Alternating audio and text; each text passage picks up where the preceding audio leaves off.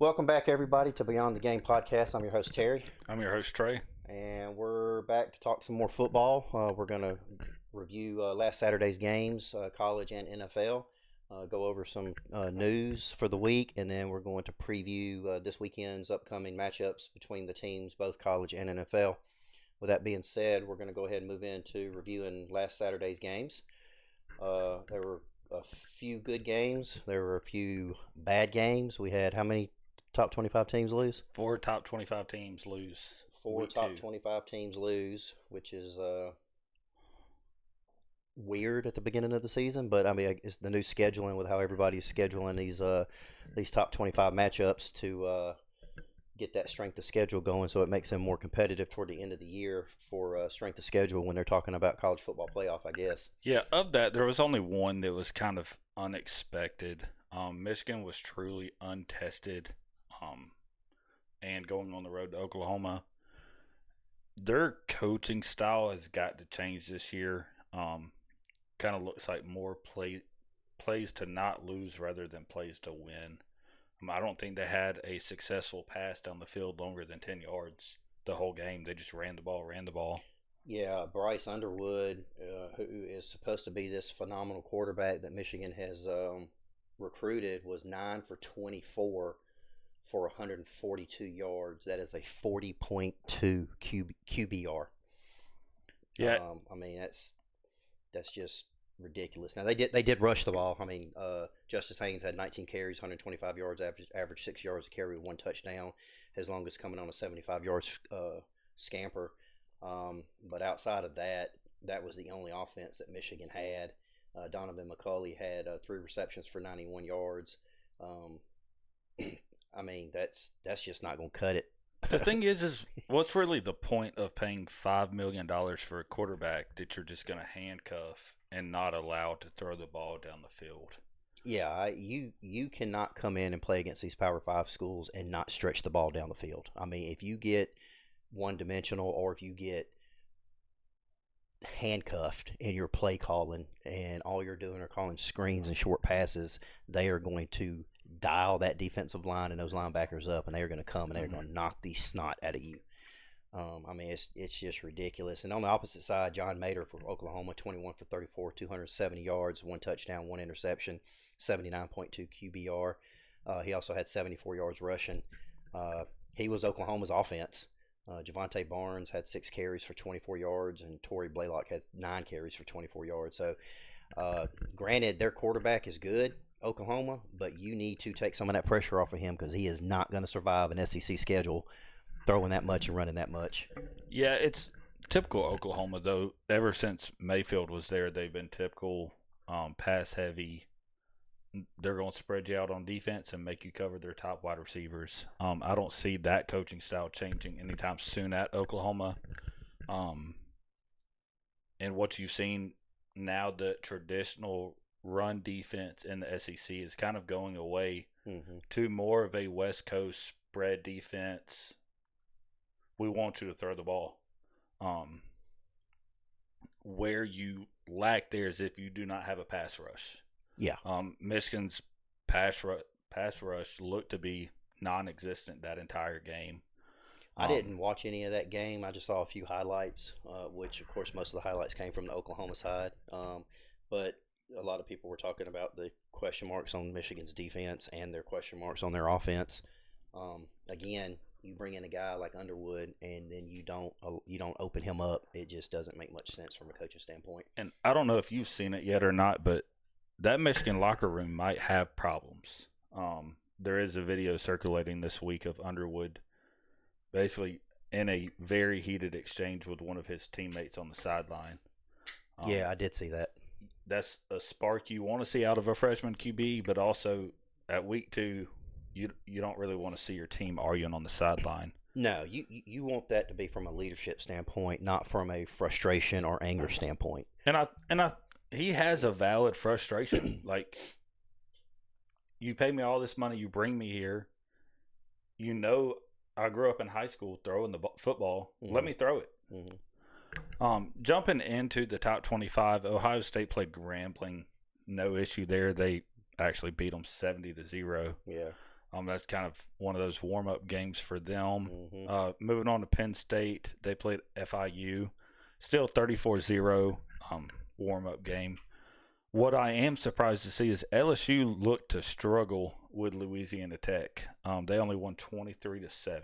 Yeah, I was expecting LSU to put up a little bit more points against Louisiana Tech.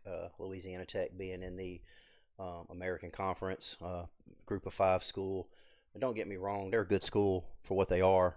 You know, they, but this is one of these games, and we had a few of these this weekend where a Power Five school should have excelled more on the field than what they did. And my understanding with this game is LSU continued to struggle on offense a little bit. Um, Nussmeier was 26 for 41 for 237 yards and one touchdown. Barry, one of their running backs, carried the ball for six times, 56 yards. And Brown, their wide receiver, 8 reception, 94 yards. I think LSU's got some question marks on the offensive line. I think that's their biggest issue right now. They've got talent at wide receiver, they've got talent at running back, and they've got one of the best quarterbacks in the country. I think that their offensive line, it needs to be looked at, and some changes probably need to be made in order for them to become the LSU team that we know they can become under Brian Kelly. But that's something that's a coaching aspect that has to be addressed. And LSU is going to have a true test this week with Florida coming into town looking to, we hope, bounce off of a loss. I think Florida's defense is good enough to keep them in this game. It's just if the offense can get rolling early for Florida. So I'm going to get on my soapbox real quick. I will tell you I was one of the first ones to tweet out fire Billy Napier, because that's how pissed off I was about that game. There was absolutely zero reason for Florida to lose that game at home in the swamp against USF. I am not taking anything away from USF. We watched their first game against Boise State, and their defense dominated Boise State. USF is a good football team. They played Alabama hard last year and actually almost beat Alabama. I'm not taking anything away from USF. Great football team. But we, as Florida fans, Florida being an SEC school, supposedly supposed to be an SEC powerhouse, supposed to be nationally recognized and nationally ranked every year, that was crap on how they played. They had execution issues on offense. DJ Lagway, I'm sorry, he is not being developed properly. Not. If you watch his feet work, and everybody talked about this, they talked about his feet and him with the 3 to 5 step drops. He was uncomfortable in the pocket, and his mechanics were horrible. And that tells me that is a developmental issue, which is a coaching issue. And I'm going to go ahead and say this right now, Billy Napier, if you ever hear my podcast, stop calling the freaking offensive plays. Go find an offensive coordinator that knows what they're doing so you can manage the game as a head coach, because what you're doing sucks. I'm off my soapbox. You're off your soapbox now? Yeah. I think LSU is going to have a true test with Florida's defense this weekend. I agree. I'm going to be honest with you. The whole talk around is, Florida's got to go into Death Valley. That's the biggest bullshit I've ever heard of in college football. It's almost like Penn State's whiteouts. Right. Penn State always loses on a whiteout, and they publish it like it's this big, intimidating thing. Mm-hmm. And then they get dog stomped by whoever comes in on their whiteout game. Right. LSU's Death Valley, when it's rolling, is insane. Yeah. Loudest stadium probably in college football. Right. Right. 100%. Yeah. But Brian Kelly has nothing in these teams to make a fan stay excited into the game. And that gets me into number 4, Georgia, who struggled against a terrible Austin Peay team this weekend. We won 28-6. But I know I was texting you during that game, and I was like, Austin Peay's about to score, and we're going to be up like 21-15. Yeah, I understand that it's week 2, and I still understand that we're working out some cobwebs, and we're working on some execution issues, and we're working on some timing issues. I get that. I understand that. But I also understand, too, that you have spring ball, you have practices that start in the fall before the first game even start. You do your summer workouts. it's all in how they prepare in the off season, and some of these teams don't look like they've prepared very well in the off season. And, I'm going to shoot something down while we're here on the pod. If anyone out there listens, and you're going to hear me get on my soapbox all year about how bad Mike Bobo is as an offensive coordinator. And I'm tired of fans of Georgia taking up for him and saying, oh, well, we're playing Austin Peay. We don't want to uncover anything. This dude has ran third and long screens for the last 25 years he has coached. We got rid of him the first time, and Kirby is trying to be a saving grace for this man's career and bring him back to glory. Mike Bobo has never won a big game at Georgia. He went to be a head coach and was absolutely terrible and got fired. Colorado State. Yeah, we bring him back, and he still sucks. Yeah. Georgia has realistically 3 plays. It's run up the middle, third and long, we're going to throw a freaking screen pass. Do we have a dual threat QB this year that can run the football? Yes. But like we saw with DJ Lagway last year, if you run him 15 times a game, by week 10, we no longer have him. No, because they're not going to survive in SEC defenses. That it is absolutely terrible and horrific play calling at the University of Georgia right now. Yeah. I don't think it gets better, and I think it hurts me to say this as a Georgia fan because I want them to be good. But I hope if we lose to Tennessee this week that we lose 5 games this year in the SEC for something to change. Right. Because if we lose 5 games, your fan base is not going to say fire Kirby Smart. No. It's going to say we need a defensive coordinator and we need an offensive coordinator in the offseason to get better. I agree. And we keep having these years where we go to national prominence. But ever since Monken left, we have not crossed over that barrier back into success of national championships, which Georgia fans have come to be accustomed to. Mm-hmm. Well, that's because y'all been dominating for the last 10 years. So, I mean. And like, oh, well, Mike Bobo won us the SEC championship last year. No, he did not.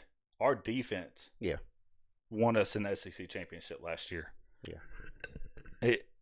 If anyone is out there, and if Mike Bobo ever listens to this podcast, I want him to know that I hate him with a burning passion. And at number 5, Miami, they didn't struggle. They played Bethune-Cookman. Yeah.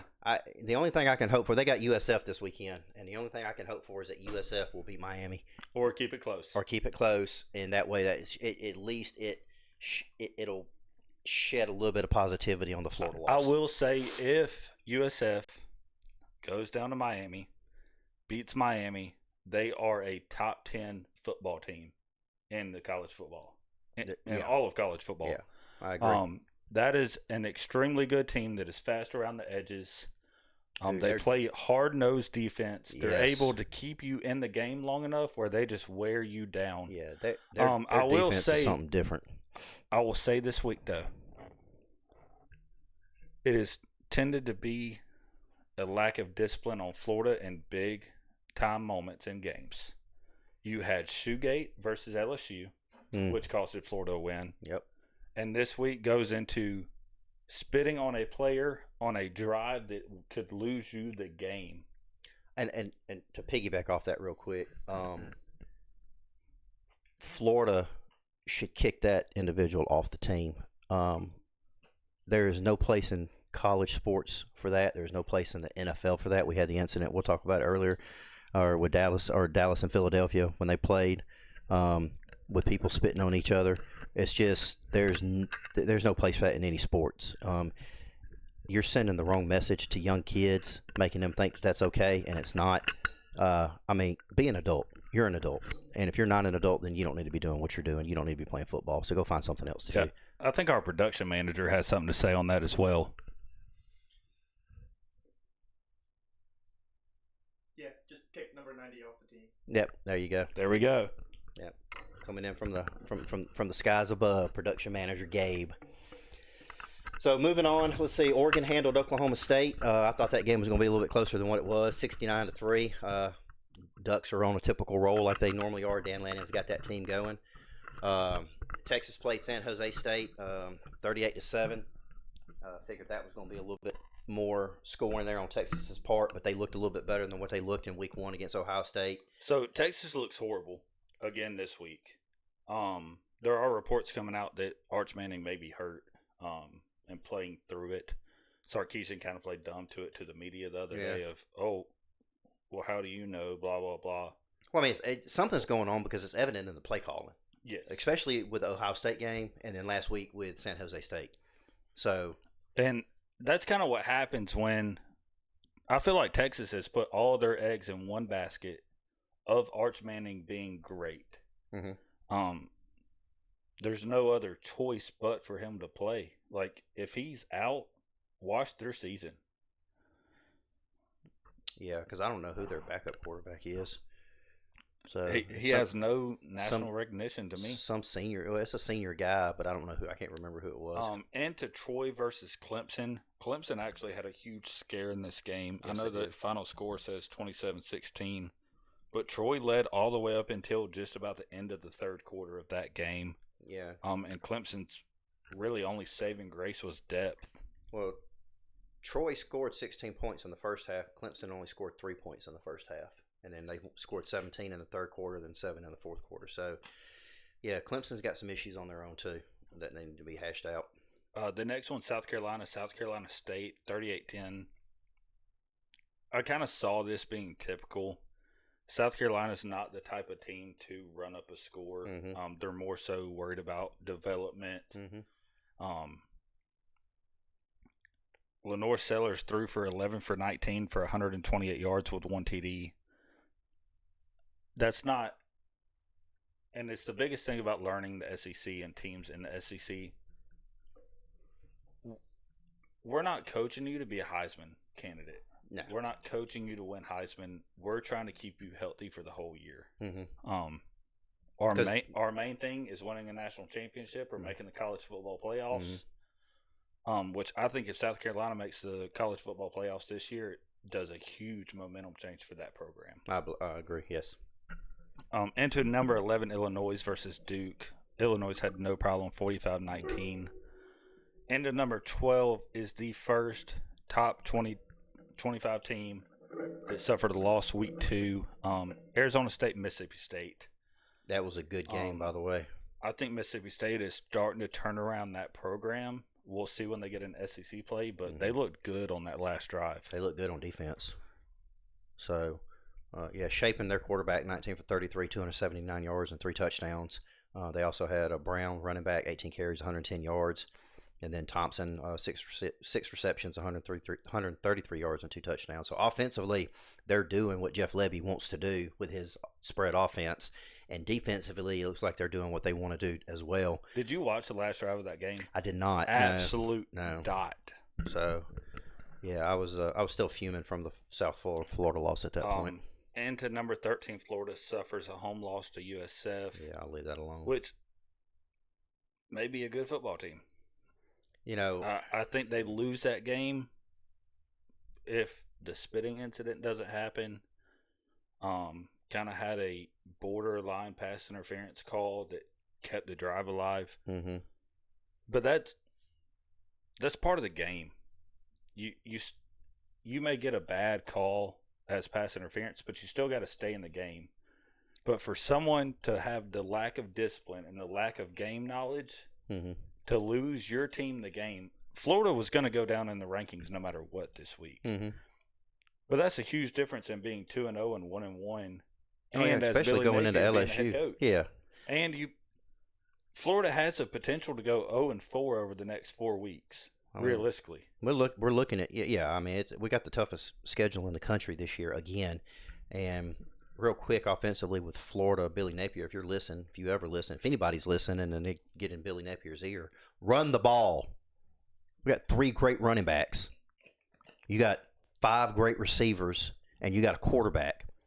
Take the pressure off of him by running the ball. Jaden Ball is probably one of the best running backs in the SEC this year, if not the country. He did get 93 yards. He did get 93 yards, but he should be carrying the ball 20 to 25 times a game, and he should have a 100-yard rushing game every year this year. And then his backup should come in to take a little pressure off of him. He is a beast. Establish the run game, and then work your play action in. just call better plays, please. Thank you. And number 14 is going to be Florida State. Played East 77. Texas A&M, Woo. 77-3. Mike Norvell's got something going on. He's got something in the Kool-Aid down there in Tallahassee. It is East Texas, but Yeah, they look a lot more they wouldn't have scored this year. 77 on East Texas last year. There's no way. So, into number 15, they played number 18, Oklahoma. Final score ended up being 24-13. Oklahoma taking the win. We kind of talked about that earlier in the show. Michigan is not going to be good until they let Bryce Underwood throw this football. I agree. You have got to spread a defense to where you can run the football and really do what you want to do. Yeah. It's kind of an old school coaching style of, well, we're going to run the football to set up the pass. Well, if running the football is not working and 7 people are in the damn box, throw the football. Yeah, I agree. And in number 16, Iowa State, they defeated Iowa 13-16. I believe I gave this play out last week that this game typically always goes under. I did say that both teams look to have a decent offense, but they always bring a good defense into this game. And I watched a little bit of this game, and I'm going to tell you, their defenses, they were knocking the snot out of each other. It was a good football game, a rivalry game early in the year. I mean, they both look good on defense.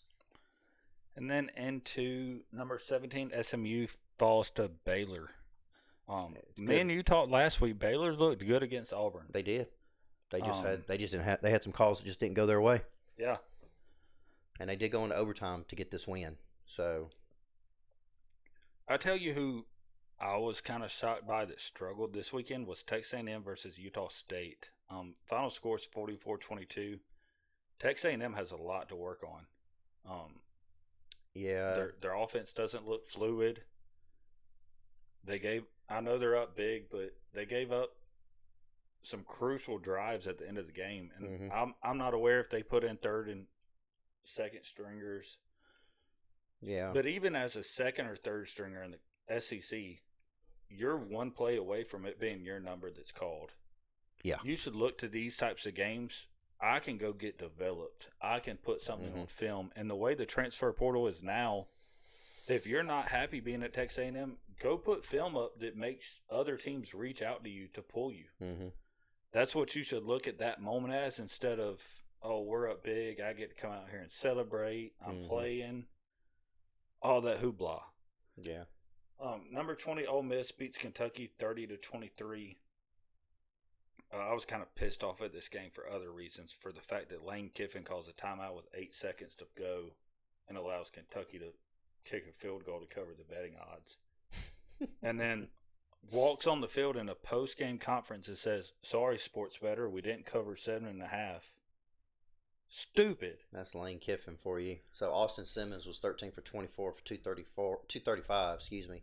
And I will 2 say interceptions. right now, investigate Lane Kiffin right now. Kejuan Lacey, 28 carries, 138 yards, 1 touchdown. In typical Lane Kiffin offense, typical Mark Stoops defense from Kentucky. But Kentucky's got some issues on offense that they need to hammer out if they're going to win SEC games this year. So we'll see how that goes through the rest of the season. In the number 21, it's Alabama. They played UL Monroe 73-0. For all the Roll Tide fans on Facebook this week, you beat UL Monroe. Yeah, Shut up. And now they're saying, oh, we want Georgia. We're going to beat the hell out of Georgia in Athens. We will see. Be careful what you wish for. We will see. Number 22, Tennessee played East Tennessee State 72-17. Good to see a school get $1.5 million to get 72 hung on them. Yeah, Joey Aguilar, 22 for 31, 288 yards and 2 touchdowns running that Josh Heupel offense. I think Joey Aguilar is going to have a good season this year. I think Tennessee's the real deal. I see them moving up.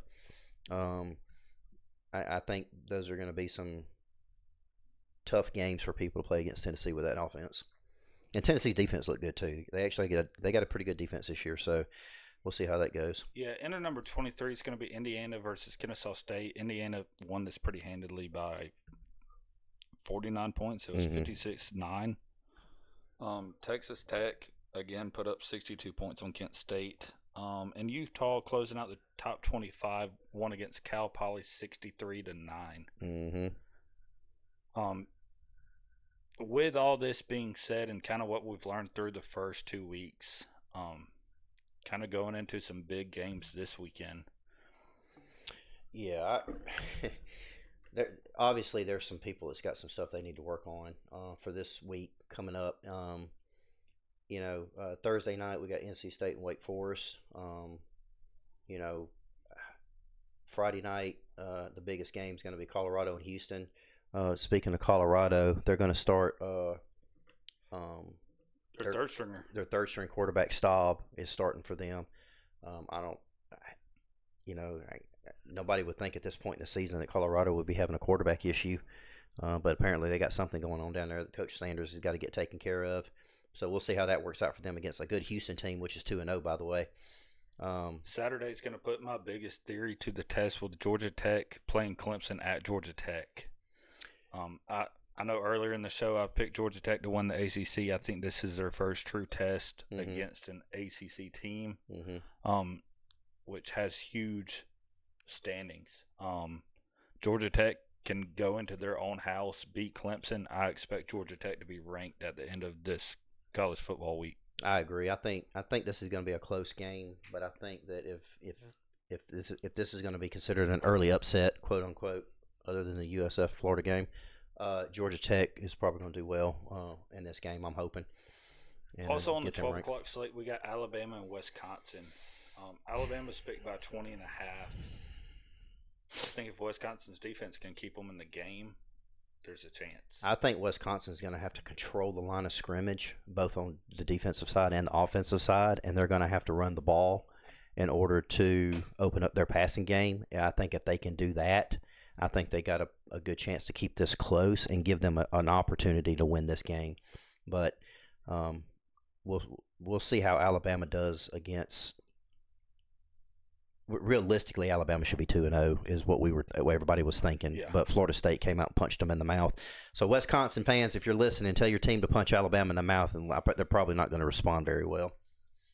And that's kind of it for the 12 o'clock slate of big games. At 3:30, we got Georgia facing off against Tennessee in Neyland Stadium. Georgia better win this game because I've talked so much shit already on Facebook. My DMs over here are full of talking shit. Look, I'm going to go ahead and tell you right now, I think this game is going to be close at halftime, and I think whoever makes the better adjustments after halftime, whether it's Kirby or it's Josh, that's who's going to win this game, and whoever gets the most turnovers, whichever defense goes out there and causes the most havoc and gets the most turnovers is what's going to win this game. Let's see what else we got for the 3:30 slate. Pitt plays West Virginia. Kind of a rivalry game, might be pretty decent. Yeah. Well, Rich Rod's back in West Virginia, by the way. So, but I think Pittsburgh's probably going to win that game. Moving into the 4:30 slate is when South Florida kicks off against Miami in Hard Rock Stadium. I honestly think South Florida has potential to make Carson Beck turn this ball over. I do. I agree. Watching his games this year, he's still threading needles and taking risks that honestly shouldn't be taken. And that first game with Miami winning against Notre Dame, he was maybe an inch away from throwing an interception in the first half. The wide receiver makes a great play on the ball, one-handed catch, but it was unnecessary. Yeah, he just somebody's got to be open down there. Yeah, I think USF's defense shows up to play once again, and I think that if they play the same way they played against Boise State and they play the same way they play against Florida, they have a very good chance of beating this Miami team. Moving into the 7 o'clock slate, we got Arkansas playing Ole Miss, both 2-0 teams. Ole Miss is going to win the game.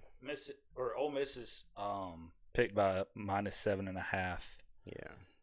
Ole Miss wins that game? Ole Miss is at home. Sam Pittman has done some great things in Arkansas, don't get me wrong. They've won some big games, don't get me wrong. but I do not think Sam Pittman has beat Lane Kiffin yet. But So- Lane Kiffin and Ole Miss do have the potential to lose games that they honestly shouldn't. I agree, but I don't think that's always late in the season, not early in the season. Also in the 7:30 slate, we got Florida at LSU. I'm not going to get Terry back on his soapbox, but Yeah, let's not do that. My blood pressure's rising. Florida already. has got to fix their offense. They have got Yeah. to throw the ball. They have got to run the ball and take some pressure off DJ Lagway. Because just from watching him, I know we've talked about his mechanics look off this year. Realistically, if you get a quarterback uncomfortable, mechanics are the first thing to go. Yeah, and I'm gonna go ahead and tell you, LSU has got a very good defense, and their offense has the potential to be one of the best offenses in college football if they can quit shooting themselves in the foot and they can get their offense rolling. So I think that our defense will keep it tight for a little bit, but if our offense plays like they played last week, our defense is going to spend a lot of time on the field. And by the time the third quarter hits or halfway through the third quarter hits, our defense is going to be tired, and then LSU is going to open up a can of whoop ass for us. And shout out to my boy Jeremy LeBlanc down in Louisiana. I'm saying it, LSU's probably going to win this game. So, still in the 7:30 slate, we got Texas A&M going on the road to Notre Dame. I think this is going to be a bounce back game for Notre Dame, playing at home. I think it's going to be close, but I think Notre Dame wins this game. I do as well. Let's see who else we got. Vanderbilt and South Carolina. That's going to be a at great 7:45. game. I think this is probably going to be one of the better games on Saturday. Vanderbilt is a good football team. South Carolina is a good football team. I think they match up evenly both offensively and defensively. I think what it's going to come down to is either a special teams play, which I give the advantage to South Carolina because of Shane Beamer, or one of the defenses is going to get a turnover, a pivotal turnover in a pivotal moment, and that's going to change the dynamics of the game, and that's what's going to be the deciding factor on who wins this game. I think it's going to be close. They got South Carolina by, 4.5? 4.5. Yeah. I agree with that. Yeah, I think it's going to be a hard-fought, tough, just old-fashioned SEC game. That kind of rounds out this week's big games in college football. We're still kind of in that side of the schedule where some teams are still playing warm-up games. Mm-hmm. We've yet to see Oregon play a really good football team. Yeah. Like just looking at their schedule, they're not going to really play anyone just outstanding until September 27th. Yeah. That's when they go on the road to Penn State. I'm sure Penn State's going to do their dumbass whiteout and get rocked, but that's who they're expecting to be good this year is Penn State. Yeah, so honorable mention real quick. Missouri's quarterback Horn is out for the season. I don't know if that was their starting quarterback because I know they've I think it's Pribula. I think that's that Pribula is how he says his name. He's thrown for 617 yards and 5 touchdowns this year. They're playing Louisiana, the Raging Cajuns. Missouri is ranked 25th in the country. So it's going to be interesting to see if losing that quarterback is going to cause them some issues down the road later on. And then Bama's wide receiver Williams is expected to play against Wisconsin on Saturday, so they're getting him back out of concussion protocol. We all know he got hit pretty hard in that FSU game and missed last week. So, and then we talked about Colorado starting Staub at their quarterback. If we're on the topic of injuries, I don't know if you watched the Georgia game or not, but our true freshman tight end went out with a horrific ankle injury. Kind of looks similar to what Jordan Travis's injury looked like down at Florida State a few years ago. That took him out of football completely. Kind of prayers up for him. You never want to see that happen to anybody, especially a true freshman that's just really getting his start into college football. Right. To get injured week 2 and be out basically your entire freshman year. Mm-hmm. On the bright side, if he does recover from that, after playing less than 3 games in a season, you do get a medical red shirt, which would Yeah. provide him another year if he needs it. Yeah. So, well, that's it for the college football. We're going to take a quick break, and we'll be back to get started on NFL.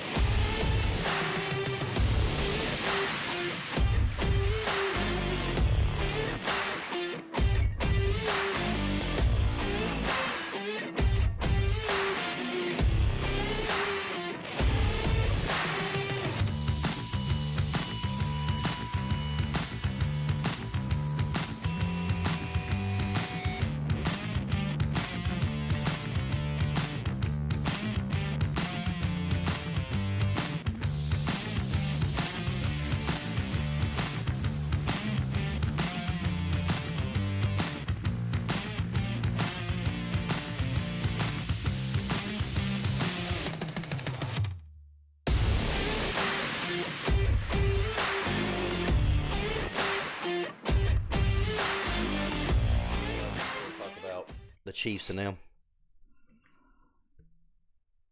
Yeah, go ahead. Welcome back to Beyond the Game podcast. I'm your host, Terry. I'm your host, Trey. And we're going to move on into the NFL. We're starting week 2 this week, but before we jump into week 2, we're going to go back and look at some scores from week 1 from Sunday. We're going to start with the Buccaneers and the Falcons. I actually watched this game, and I will tell you that both teams looked extremely well. It was back and forth. Buccaneers did get the win 23-20 with a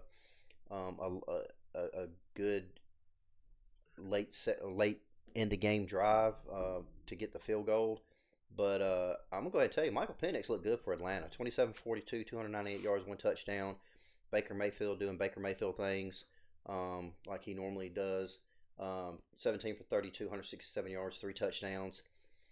He also had 5 rushes, 39 yards. Bucky Irvin, 14 rushes, 37 yards. Tyler Algier had 10 carries for 24 yards. Bijan Robinson had 12 carries for 24 yards. And then Bijan also had 6 receptions for 100 yards. And Kyle Pitts had 7 receptions for 59 yards. Emeka Egbuka for Tampa Bay, 2 touchdowns. His first 2 touchdowns, by the way, because he's a rookie from Ohio State. 4 receptions, 67 yards. And then Mike Evans had 5 receptions for 51 yards. This game went back and forth the whole game. It was a good game. I think both these teams have got a high ceiling in front of them for this year. I think they're going to be competitive. So there's some good things going on in Atlanta right now. So all you Dirty Bird fans, just give them some time. Yeah, I'll watch that game as well, and I think our offense is still lacking a little bit. The play calling didn't really make sense. Mm-hmm. Couple 4th down calls just were bad. We struggled to run the ball with Bijan up the middle. And I think that's going to be the bigger issue. We get to a 4th and 1. Bijan is not your hard-hitting running back that can hit a hole. That's what you have He's Algier more for. So put him out in space, like the first drive of the game. Mm-hmm. You throw a short little screen pass and let him go to work with his feet. Mm-hmm. I agree. Yeah, they had 69 total yards of rushing, by the way, and with a running back like Bijan, and then a hard nosed running back like Algier, and then Michael Penix with his dual threat skills, that should not be 69 yards for the entire game. Yeah. So Penix is typically not your running QB. He will run when he needs to. What we've kind of seen out of the Eagles is, if you run your QB 6 times a game and he just gets down after he gets a couple yards, you're still changing the landscape of the game. I hope the Falcons kind of rely on that a little bit more of his athletic side. Mm-hmm. He did kind of look to struggle with throwing the deep ball Mm-hmm. this past weekend. I know he tried connecting with Drake London a few times. And it's even the fact that the Falcons still had the chance to take this game to OT after kind of looking bad. I think as Penix progresses throughout the year and gets better, Yeah, maybe they'll get a little bit better and start winning some games. Because we're at the point now as Falcons fans, man, you just turn on the game and expect them to lose. Like it's just been a hard couple of years since that Super Bowl loss. I don't even Yeah. I don't even expect anything out of the Falcons more so than to lose games they should win. Mm-hmm. I agree. So moving on to Cincinnati and Cleveland. Cincinnati squeaked by Joe Burrow, 14 for 23, 113 yards and 1 touchdown, 3 sacks, QBR 51.4. Chase Brown only had 21 carries for 43 yards. Receiving wise, T. Higgins had 33 yards, Noah Fant had 26 yards, and Jamari Chase only had 26 yards. I'm not saying anything bad about Joe Flacco. He's a senior QB in the league. But, man, if you cannot keep Joe Flacco under 250 yards in a game, Josh Allen, Patrick Mahomes are just going to light you up. I agree. And we're talking about Joe Flacco, 31 for 45, 290 yards, 1 touchdown, 2 interceptions.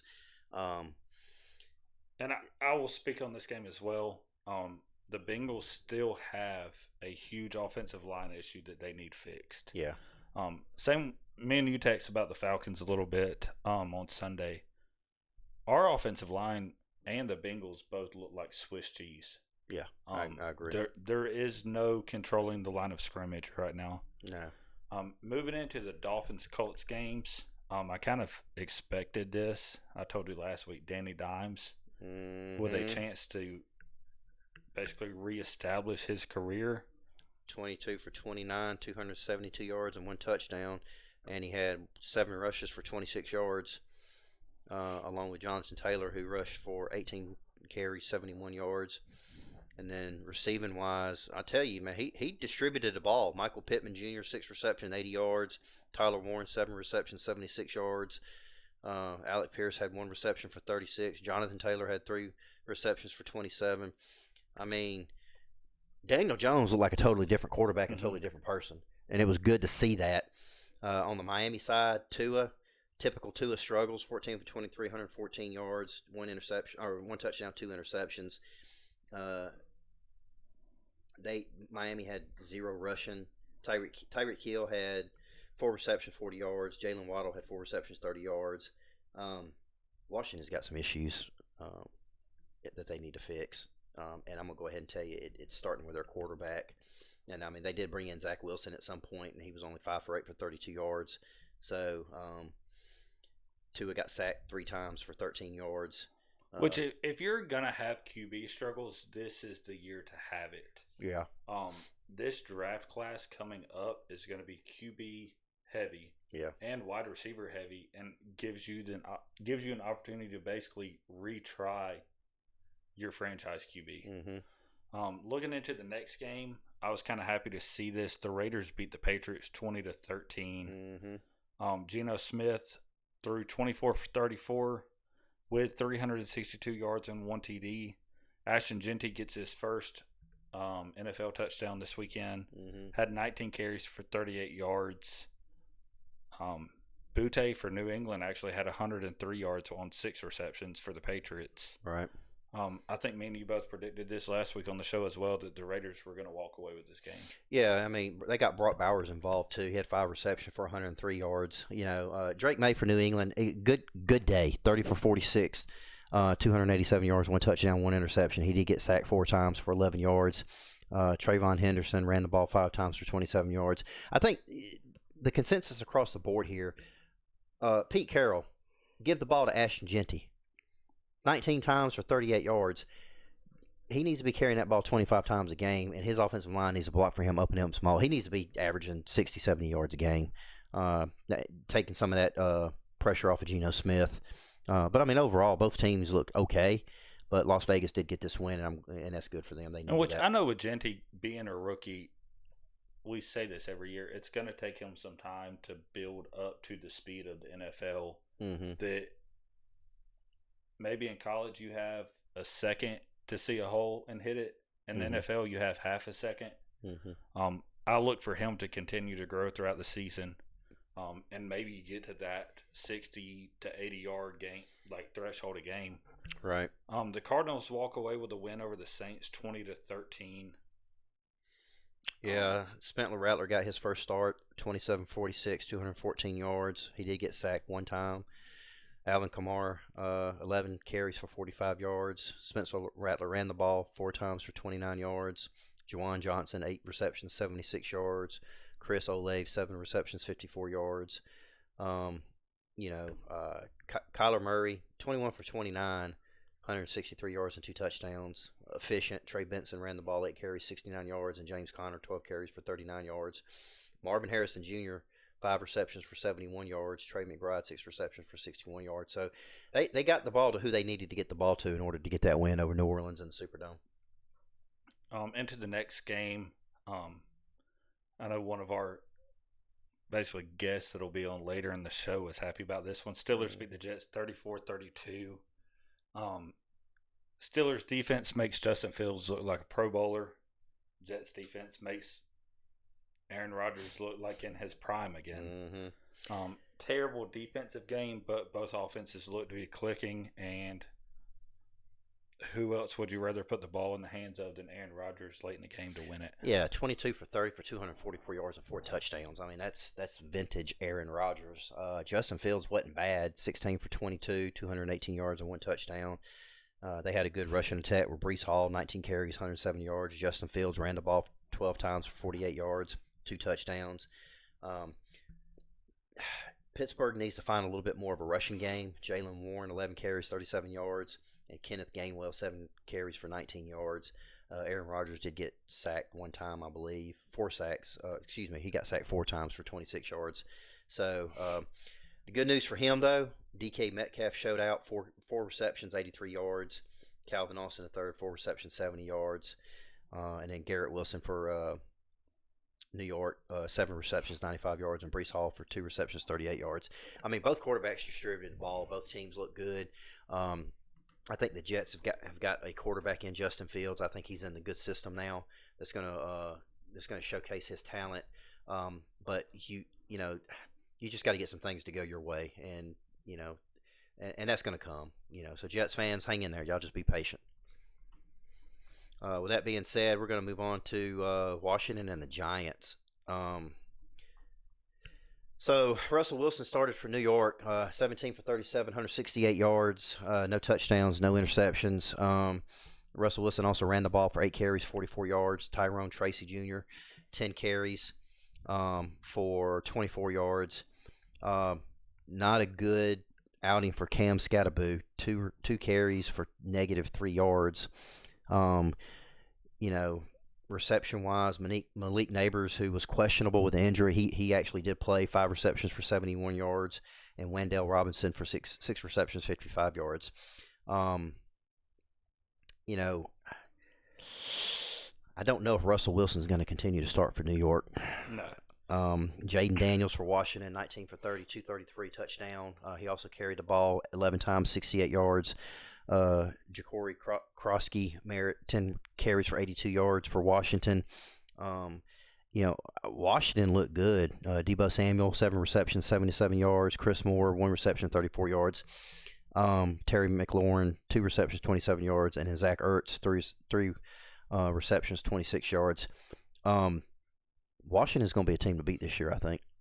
Yeah, I didn't expect them to struggle to the point of with the Giants. I kind of expected a blowout win here. Mm-hmm. But it's still early in the season. Teams are still getting into football shape. Yeah. We've had basically 3 weeks of college football, and we're kind of forgetting that this is week 1 of NFL. Yeah. So moving into the next game, Jaguars beat up on the Panthers 26-10. Trevor Lawrence had went 19 for 31 for 178 yards. ETN carried the ball 16 times for 143 yards. And McMillan for the Panthers ended up with 5 receptions for 68 yards, leading the receiving. So, if you look at the receiving for Jacksonville, they got Brenton Strange involved, which is their tight end. He got 59 yards. Dimey Brown also had 3 receptions, 50 yards. Travis Hunter, 6 receptions, 33 yards. And then he also had a couple of pass breakups as well. So I think Jacksonville's on the right track. Obviously, there's going to be some questions of whether or not they're going to keep Trevor Lawrence at the end of this year. I think his contract's coming up. So it's going to be interesting to see what they do with him. But I think Jacksonville's got an opportunity. I think they have the team to be competitive this year. But they're just going to have to. They're going to have to stay healthy. Yeah, into the next game is Broncos versus Titans. Broncos are going to be a team to beat this year with Bo Nix. He went 25 for 40 for 176 yards with 1 TD. On the rushing attack, 6 carries for 70 yards by Harvey. And then Cortland Sutton got 6 receptions for 61 yards. It's kind of what you expect out of the Broncos. Mm-hmm. They're going to be a run-heavy offense. They did drop back and pass 40 yards. Bo Nix missed 15 of those, which can be throwaways. Mm-hmm. What you do like to see out of Nix is not taking as many sacks. Or interceptions. Yeah. Cam Ward did. I think Cam Ward had a great debut. Had the chance to drive the field and had a lot of drops out of his wide receivers. Yeah. I think the Titans are going to need at least 1 or 2 more draft classes to really pick up where they need to be or pick someone up out of trades. Yeah, I agree. Cam Ward needs some weapons. Yes. Yeah, because he's not going to be able to do all that by himself. He needs some receivers they can throw to, and he needs some running backs that can take some pressure off of him so he doesn't feel like he has to be the guy early in his career. Into the next game, 49ers beat the Seahawks 17-13. Purdy went 26 for 35 for 277 yards. Good to see McCaffrey back healthy this year. 22 carries for 69 yards. And then Smith for Seattle had 9 receptions for 124 yards. Yeah. Yeah, Cooper Kupp, he didn't have a very successful game, only 2 for 15. Sam Darnold went 16 for 23 for 150. Also for receiving, Christian McCaffrey looked back like his normal self. 9 receptions for 73 yards. Ricky Purcell, 4 receptions, 108 yards. George Kittle, 4 receptions, 25 yards, which, by the way, George Kittle is hurt. Brock Purdy is hurt and out. So San Francisco's piling on more injuries. I mean, they've got a lot of people out due to injuries, and now they just lost Kittle and that's kind of been the path for them the last 2 years. Is they can't survive a season to stay good long enough. Yeah. This Lions Packers game shocked me. I did not expect the Lions to look as bad as they did. Yeah. Green Bay looks like a true Super Bowl contender this year with adding Micah Parsons. Oh, yeah. Jordan Love was efficient, 16 for 22, 188 yards, 2 touchdowns, total QBR 92.1. Josh Jacobs ran the ball well, 19 carries, 66 yards, 1 touchdown. Distributing the ball, Romeo Doubs, 2 receptions, 68 yards. Jaden Reed, 3 receptions, 45 yards. Dontavian Wicks, 2 receptions, 30 yards. Tucker Kraft, 2 receptions, 60. I mean, Jordan Love was just out there giving the love to everybody. Jared Goff, 31 for 39, 225, 1 touchdown, 1 interception. So Detroit struggled with the rushing game. 11 carries, 25 yards for David Montgomery, and then Jamari Gibbs, 9 receptions, 19 yards. Laporta did have 6 receptions for 79 yards. Amron St. Brown, 4 receptions, 45 yards. Jamari Gibbs, 10 receptions, 31 yards. I was not expecting Detroit to lose this bad to Green Bay. Even with them adding Michael Parsons, great football player, great defensive football player. Yes, it's going to bolster their defense, but I was just expecting this game to be a little bit closer than what it was. I was as well. Into the Texans versus Rams. Tight game. Rams walk away 14-9 with a win. Stafford went 21 for 29 for 245 yards and actually passed 60,000 yards passing. Oh, nice. Yeah. C.J. Stroud, 19 for 27, 188 yards, one interception. Nick Chubb ran the ball 13 attempts for 60 yards, and C.J. Stroud ran for 5 for 32. Houston's they've got to get him some more weapons, I think. Jaden Higgins only had 2 receptions for 32 yards. Xavier Hutchinson, 2 receptions for 30 yards. Dalton Schultz, 3 receptions for 28 yards. Nico Collins, 3 for 25. I mean, you didn't have one receiver over 50 yards receiving. And that could have been due to the defense. I mean, I didn't watch this game. I don't know how well Los Angeles defense played, but that you need better production if you're going to beat NFL football teams. I think what was the best game of the weekend is the Bills-Ravens game. Yes. Bills walk away with a 41-40 win. Yeah. Josh Allen out there tossing dimes. 33 for 46 for 349 yards. And 2 touchdowns, yeah. Comes back late in the game. They kick a field goal, win it. Win it, yeah. And Lamar Jackson didn't have a bad game. I mean, 14 for 19, 209 yards, 2 touchdowns, total QBR of 94. He also ran the ball 6 times for 70 yards and 1 touchdown. Derrick Henry, another great game, 18 carries, 169 yards, and 2 touchdowns. Zay Flowers, 7 receptions, 143 yards. DeAndre Hopkins, 2 receptions, 35 yards. Even Derrick Henry had 1 reception for 13 yards. I mean, both the quarterbacks were spreading the ball around. It was a good, hard-fought game on both parts. I was hoping Buffalo would win this game. I'm a Josh Allen fan, and he did. He came back and led that last drive and was able to get them in field goal range and get that win. So good for them. Closing out the weekend, Vikings come back and beat the Bears with J.J. McCarthy. Caleb Williams looks better this year. He looks like the game's kind of slowing down for him. Yes. He's kind of going through his progressions a lot better. Yeah. He doesn't seem as wide-eyed, if that's a good analogy to use. He looks more focused. He was 21 for 35, 210 yards, 1 touchdown. He also ran 6 carries for 58 yards. DeAndre Swift was running between the tackles, 17 carries, 53 yards. And I will say, if any Bears fans listen to this podcast, with every franchise that goes through this growth period, last year was the year to lose big. Mm-hmm. This year, they'll walk away with some games. They'll lose some close ones. And that progresses into now you've lost close. Now it's time to win close. Right. And then you go into winning big, and now you're at the pinnacle of NFL. Right. Yeah, and J.J. McCarthy, for his first showing, 13 for 20, 143 yards, 2 touchdowns, 1 interceptions. And the thing about that interception, he threw that interception, and if you watched him on the sidelines, every one of his teammates came up to him and were like, "Hey, dude, don't worry about it. We're going to get this." And he told them, he said, "Get me the ball back." Mm-hmm. And he went out there and he bossed out. And even a report came out that, like, late in the third quarter, he walked into the huddle and was like, "Is there anywhere else you'd rather be?" Right. Not only did he throw for 143 yards, but he ran for 25 on 2 carries. Jordan Mason, 15 carries, 68 yards. Aaron Jones Sr. had 3 receptions for 44 yards. Justin Jefferson got involved, which is what you want to see.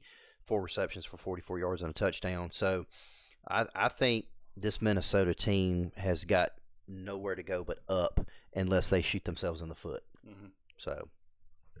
So end of this week's slate, starting tomorrow night, we got Commanders versus Packers. Packers are picked by -3.5. I think Packers walk away with this game as well with that defense.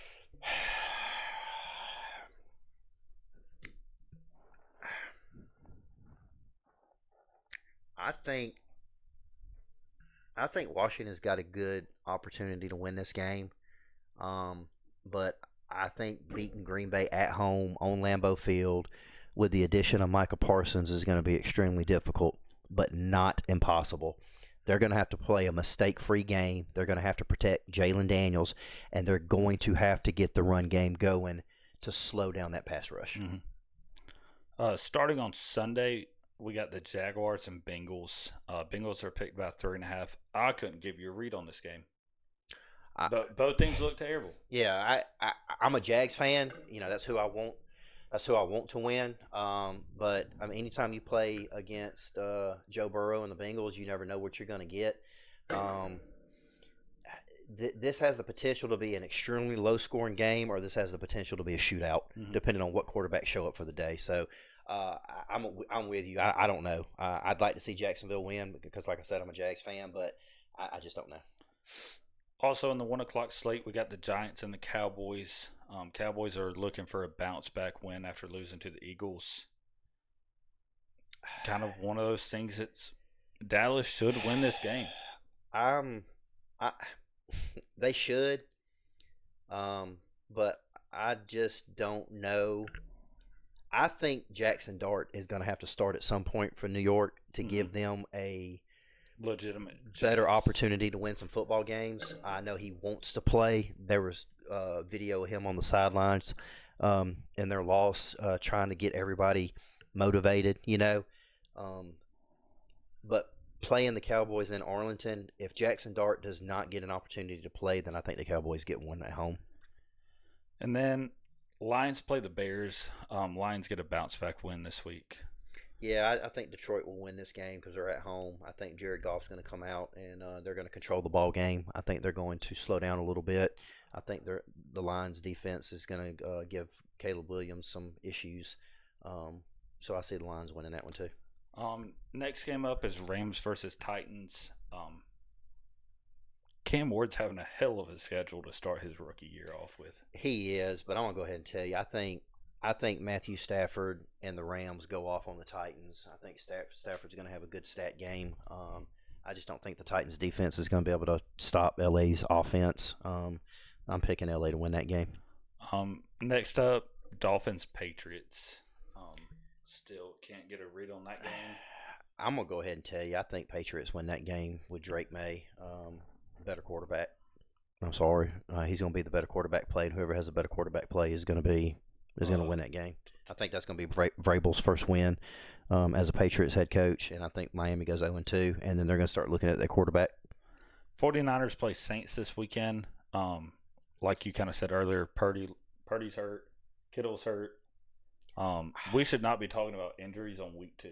No. Well, coming into the season, San Francisco was already eat up with injuries as it was through training camp. So I don't even know who is going to be starting at quarterback for San Francisco. Hang on, let me pull it up and see.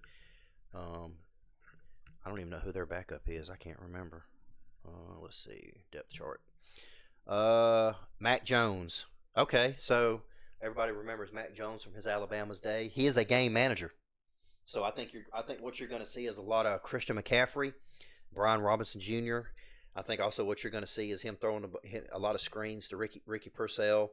I think that with George Kittle being out, Luke Farrell and Jake Tongs is going to get the start at tight end.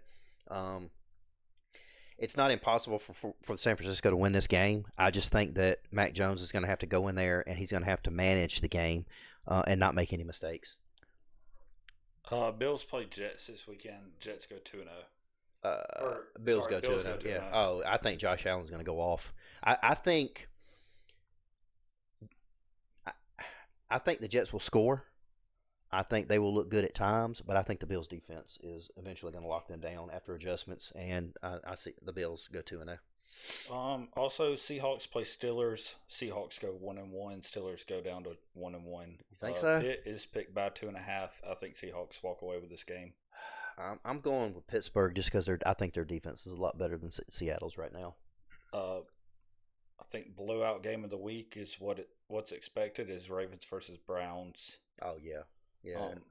I don't really think there's anything to cover on that game. No. Colts play Broncos. Danny Dimes. Denver's picked 1.5. Yeah. So, I think this is going to be a good game. I do as well.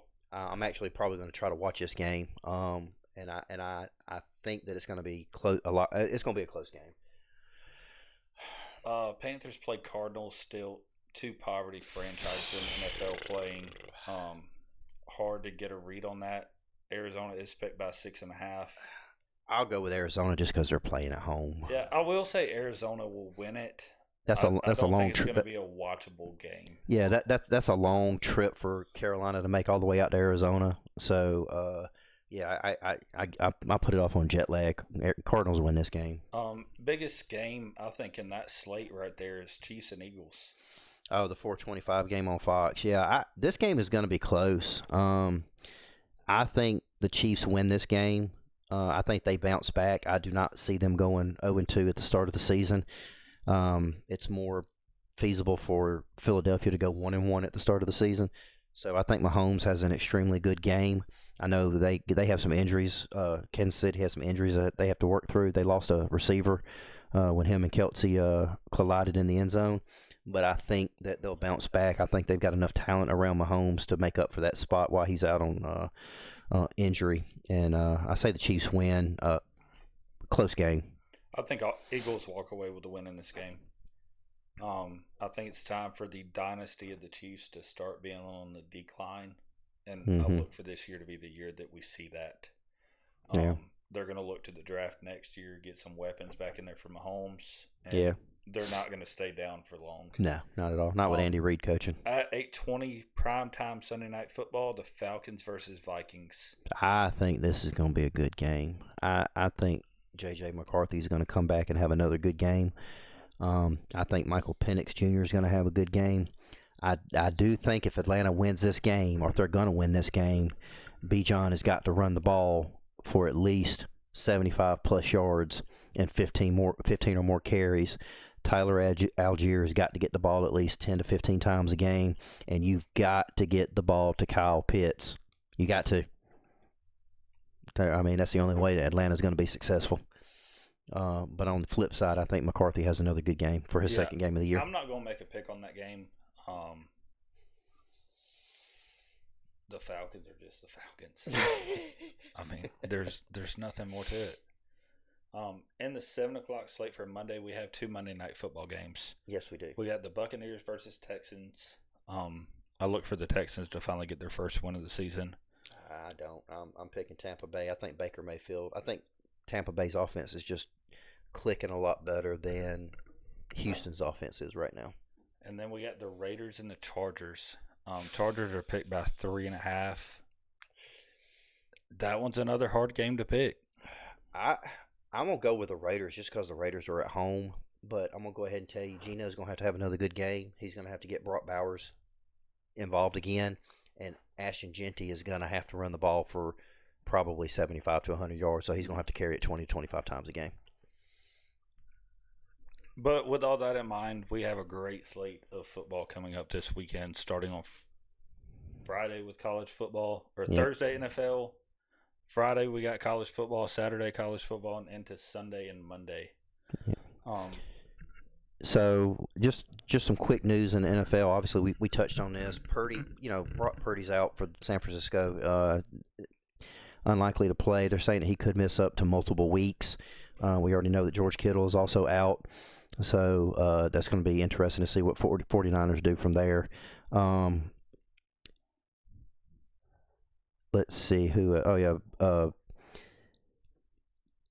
Kelsey says he's taking the blame for the Worthy injury for that collision in the end zone. I think that I don't know if it was the wrong route that he ran or if he just wasn't paying attention or whatnot. But we'll see how the loss of Worthy affects them. And then Aaron Rodgers is dealing with a lower back injury, which he said hurt his mobility against the Jets. So that's going to be something to keep an eye on with the Steelers. He's also 55 years old. That is true. How much mobility that does is he true. Really have? So, but short of that, that's all the news with the NFL right now. We'll be keeping watch on everything as the week goes on.